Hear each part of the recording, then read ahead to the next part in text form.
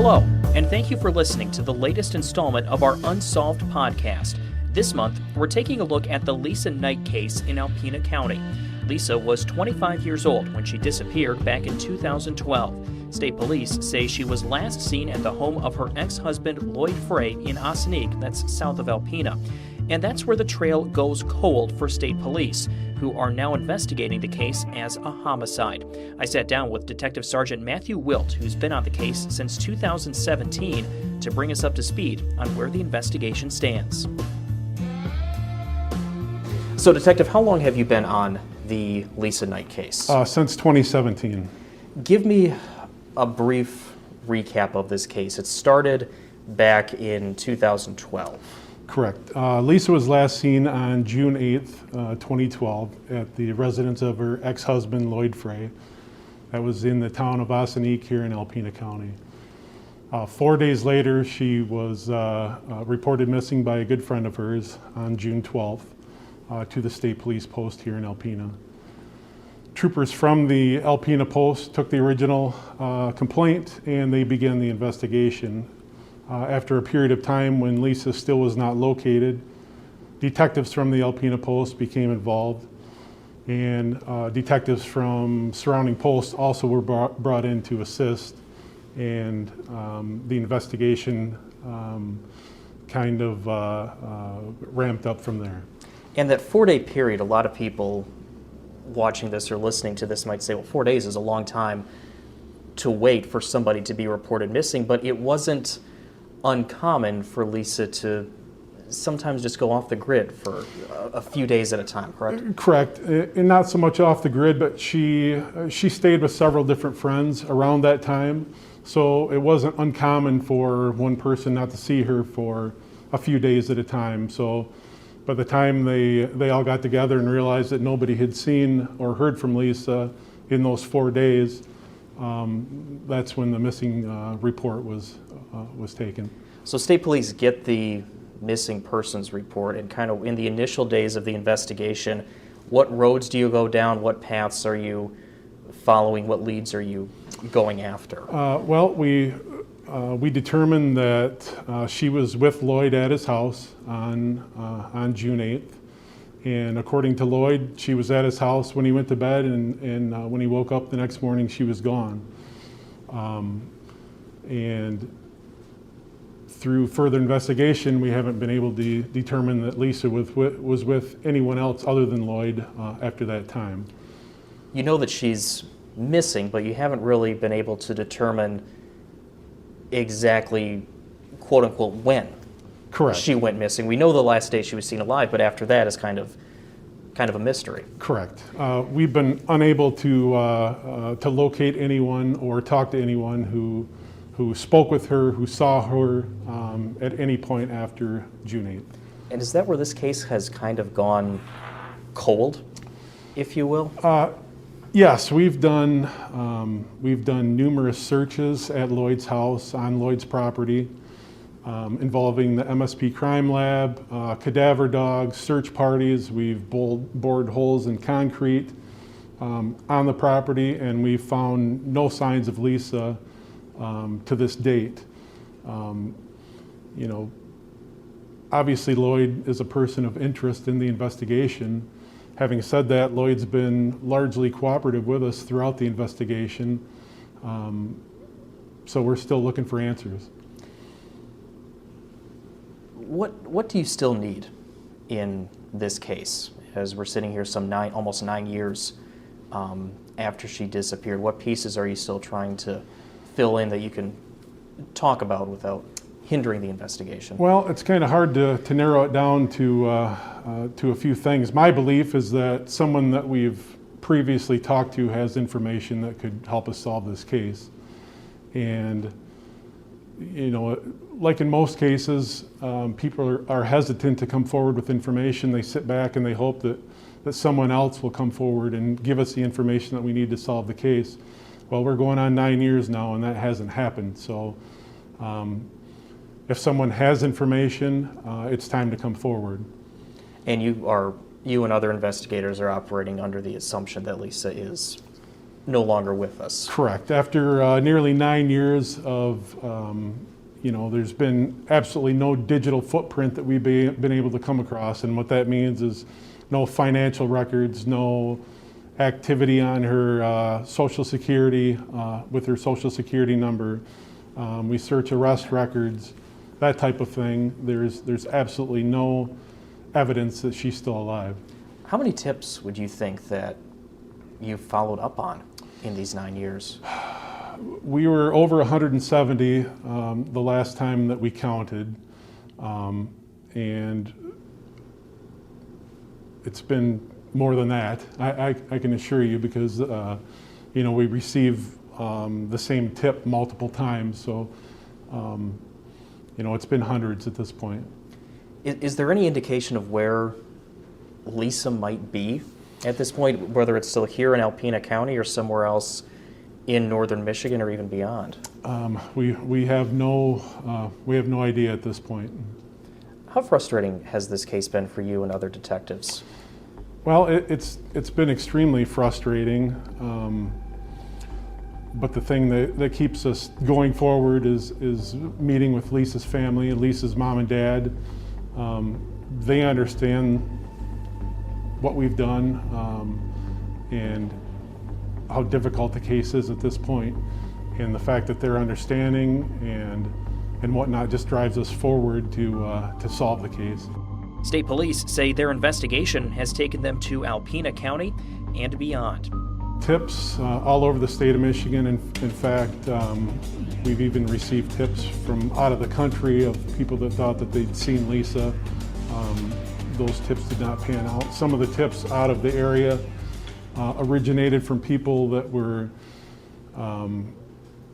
trying to get compensation for their own criminal charges, and by the time we were done chasing our tail around, it was determined that they had made up those tips. So that part of it was frustrating. But yes, we've looked outside the area also. What is it that's going to finally put this case to bed and give you guys what you need?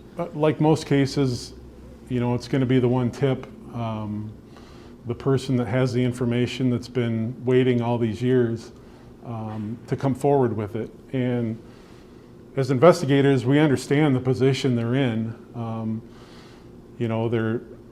They're hesitant to come forward, like I said, because they're hoping someone else will. Well, no one else has come forward.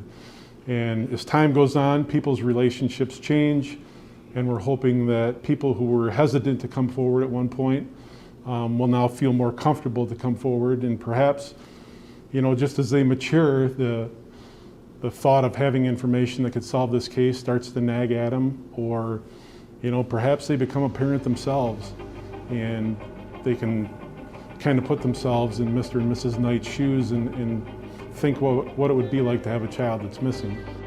And that was Detective Sergeant Matthew Wilt with the Michigan State Police, who's helping lead the investigation into the disappearance of Lisa Knight. For Lisa's family, the almost decade of waiting has been agonizing. We also spoke with Lisa's father, Mark. He and his family have been waiting 9 years for answers about what happened to Lisa. Mark says Lisa was the quintessential country girl with big dreams. Mark was in Chicago preparing to come home from a trucking trip when he got a call saying Lisa made another call to someone that sounded disturbing. I was on the road. I was in Chicago loading to come home for the weekend, or for the end of my week. And I got a phone call saying that somebody had gotten a disturbing phone call from Lisa. And then it was a rash of distractions and, what do I do? How can I get home the quickest? What can I have them do?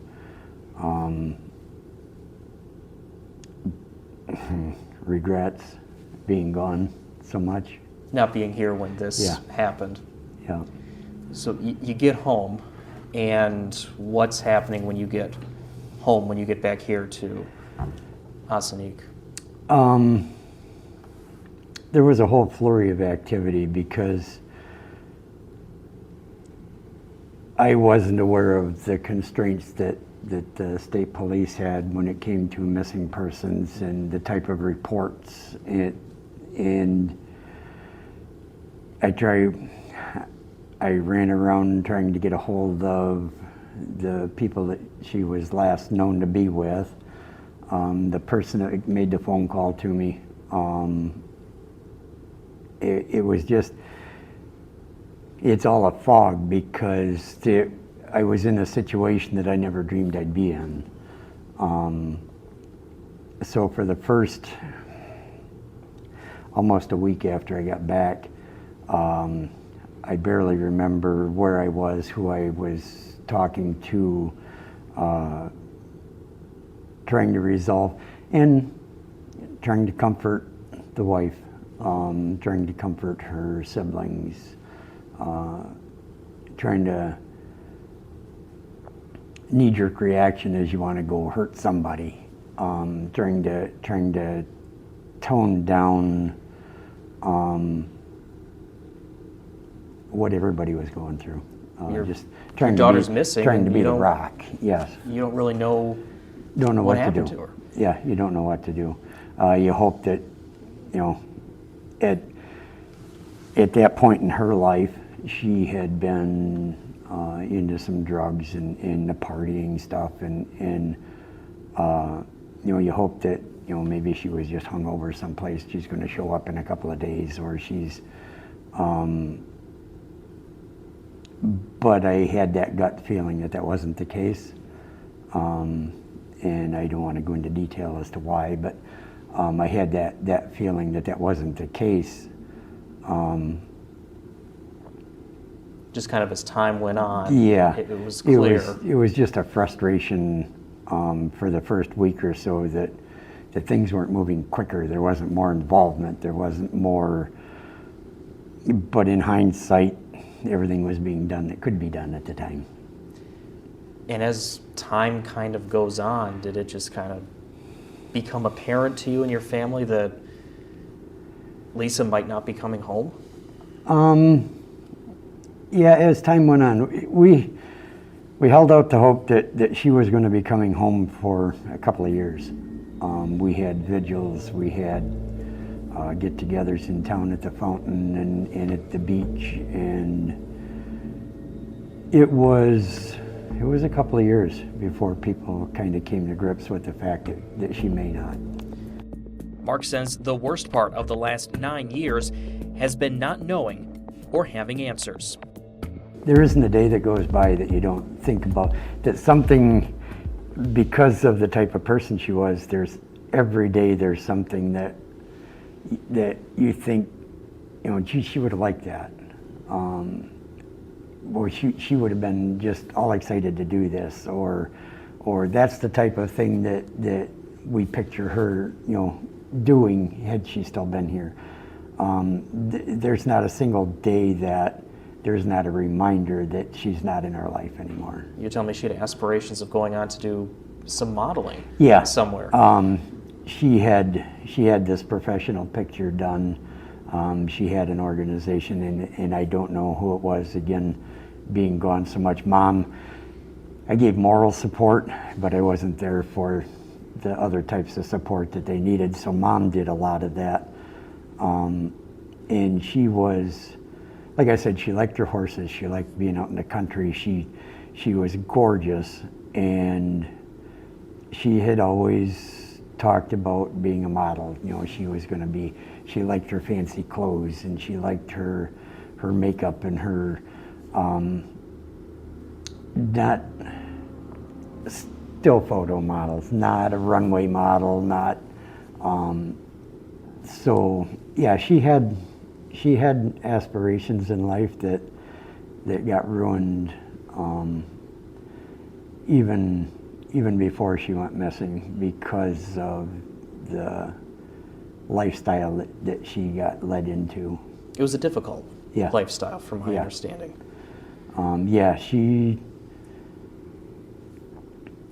She had several rough relationships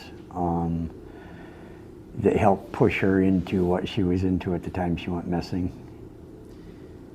Sitting here a decade later, what keeps you going? What gives you hope that you're going to get the answer that you and your family want about what happened to God. Lisa?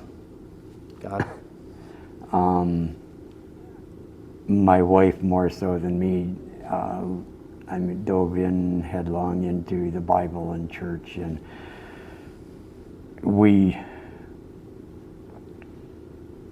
like to fancy ourselves to be Christians. We have our struggles. Everybody has their struggles that considers themselves Christians.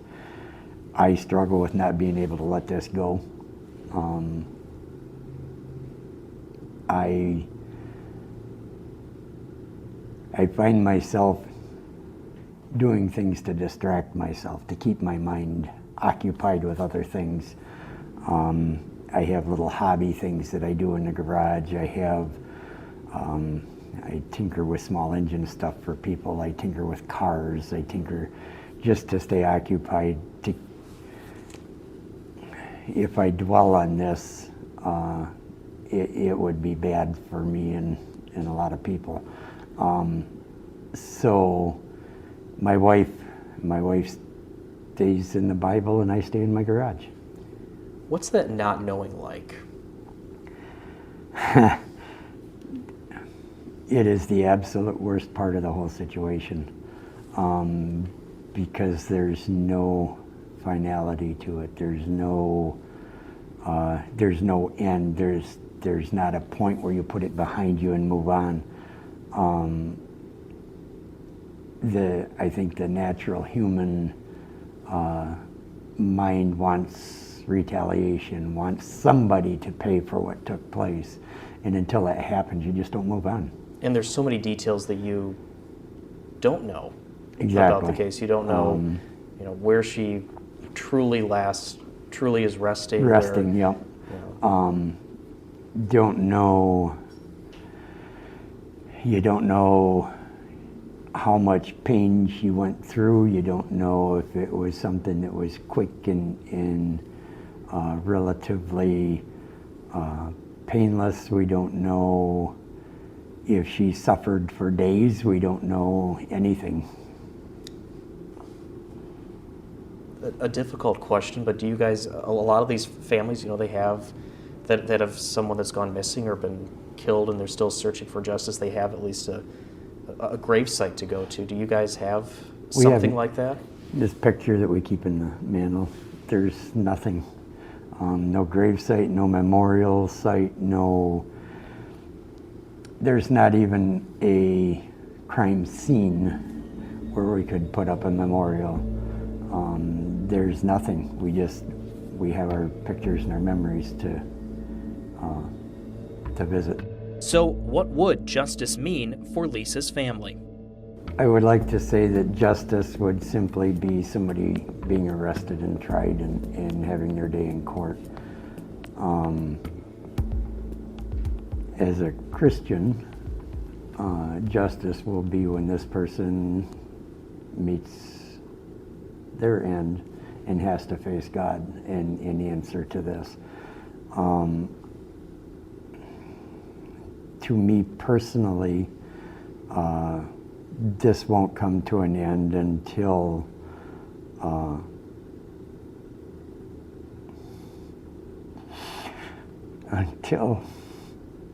somebody rots in prison. You guys just want to know. Yeah. Yep. It's not so much about vengeance or wanting to get back No. at somebody. You just want to know what happened. We need to have, as you said, we need to have a memorial somewhere. We need to have a place to go to. We remember her daily. It doesn't require a gravesite to remember your child. But we need a place that is that everybody can come together and share the memories and share who she was. So I don't know that that's ever going to be the case, even if even if somebody is actually charged and is convicted of what happened, I don't know that we're ever going to have remains to bury or an actual grave site, but it'll give us the closure that we're going to need to be able to move on, at least. You would at least know Yeah. what happened. Yeah. What's your message to people out there that still haven't come forward, still haven't talked, or maybe have come forward and haven't told the whole side of the story or everything they know about what happened? There's, over the last almost 9 years, there's been a lot of things said. There's been reports, there's been tips, there's been, I think originally there was a lot of people afraid. If it can happen to my daughter, it can happen to your daughter, it can happen to, I think at this point in time, if somebody has information, it's time to quit being afraid. There's the people responsible. Everybody has aged. Everybody has been had their life's trials and issues. If somebody, whoever has information, I know there's people out there that have information about this that haven't come forward, there will come a time when they'll answer for not coming forward. Because if they take this secret to their grave, God will judge them for it. If you have any information on what happened to Lisa Knight, you're asked to call Michigan State Police in Alpena. That number is 989-354-4101. You can also submit anonymous tips to Crime Stoppers at 1-800-422-5245. They're offering a reward of up to $1,000 for information that helps solve the case. Thank you for listening to this episode of Unsolved. You can listen to other episodes right now on 9and10news.com or wherever you get your podcasts. You can also watch a shorter video version of this podcast on the 9 and 10 Plus channel on the free View It app and on 9and10news.com. And be sure to join us next month when we take another look at an unsolved mystery from northern Michigan. For 9 and 10 News, I'm David Lyden.